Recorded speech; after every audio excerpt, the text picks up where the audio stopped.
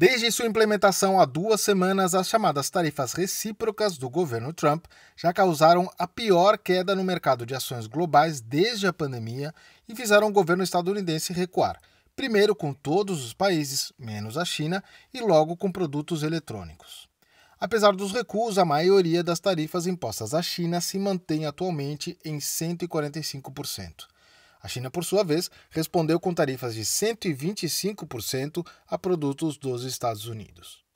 Nessa ação, o governo chinês chamou o jogo das tarifas de piada. A China também implementou outras medidas, como a restrição à exportação de minerais de terras raras, elementos essenciais para a indústria energética, de carros elétricos, entre outras.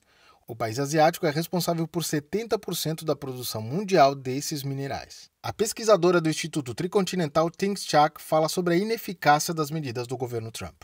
Hoje em dia, 30% dos bens manufaturados no mundo é produzido na China. E mesmo com J.D. Vance dizendo que tem que reindustrializar o país, os Estados Unidos, não é tão fácil mudar toda essa produção para Estados Unidos. Não é só quem é o trabalhador fazendo esse negócio, é toda a cadeia de produção que já está aqui. E eu acho que um outro elemento é que o comércio entre Estados Unidos e China, claro, é muito importante, mas só é menos de 3% e cada ano fica menos. A China está fazendo comércio muito mais com os países do sul global, nos países da Ásia, pela ASEAN ou pelos países da Nova Rota da Seda. A política de tarifas não resolve o problema de desindustrialização dos Estados Unidos, é o que afirma o economista Ding Yifan.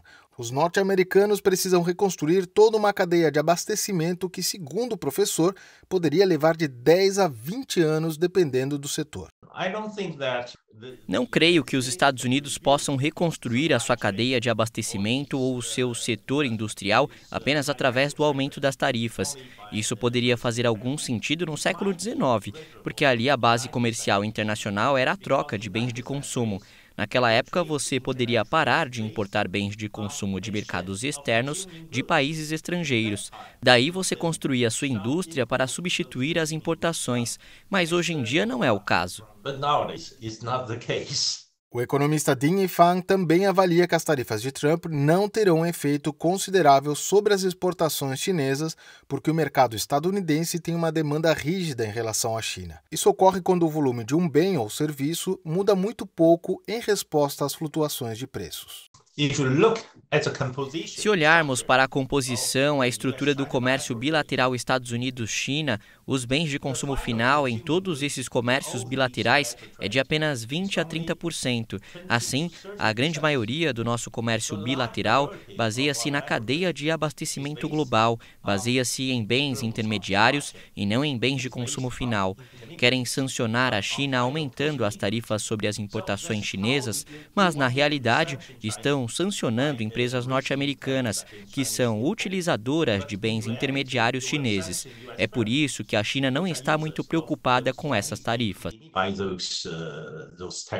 Esta semana, o presidente chinês Xi Jinping está visitando 3 países vizinhos, Vietnã, Camboja e Malásia. Os 2 primeiros haviam sido atingidos pelas tarifas mais altas do governo Trump, quase 50%, e agora niveladas por 90 dias para 10%. No Vietnã, o primeiro destino do mandatário chinês, os 2 governos assinaram documentos de cooperação nas áreas de conectividade, comércio de produtos agrícolas, defesa nacional, ciência e tecnologia, entre outros. Ting Chak comenta a estratégia chinesa nesses acordos. Kissinger falou uma coisa muito importante que vale muito agora, que é perigoso ser inimigo dos Estados Unidos, mas é pior, é fatal ser amigo. Então, tanto os amigos, tanto os inimigos, os Estados Unidos está tomando essa posição, essa postura de bullying. E o fato que a China, como um país do sul global, enfrentando e tomando uma posição forte de soberania nacional, de defender soberania nacional e também defender os interesses do sul global, os países que estão buscando um caminho de desenvolver sem ser vítimas desses tipos de ataques, agressões, medidas unilaterais. Um outro impacto do tarifaço pode ser a substituição das importações dos produtos estadunidenses. Segundo Ding Yifan, que também é pesquisador sênior do Instituto Taihe, esse processo já vem acontecendo há um tempo na China. Se olharmos para as importações da China, normalmente importamos soja, milho, gás natural liquefeito e petróleo dos Estados Unidos. Hoje em dia importamos muito mais soja e milho do Brasil, da Rússia ou Austrália, por exemplo, em vez de importar dos Estados Unidos. Portanto, é substituível.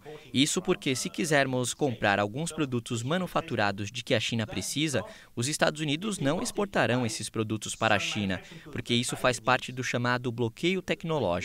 Por exemplo, a China quer comprar os chamados chips sofisticados dos Estados Unidos. Bom, os Estados Unidos simplesmente proibiram as empresas norte-americanas de venderem esses chips à China. Nas redes sociais, chineses defenderam as medidas retaliatórias do governo, como explica a pesquisadora Tings. Um hashtag que era as contramedidas da China chegaram. Isso foi logo depois a suposta, o Dia de Libertação que o Trump anunciou. Essa hashtag gerou 180 milhões de posts em uma semana. Então, gerou muito debate. Eu acho que tem outro sentimento, é que essas sanções mostram alguma coisa sobre a decadência do império. E, na real, essas tarifas vão machucar mais o povo estadunidense do que o próprio povo chinês.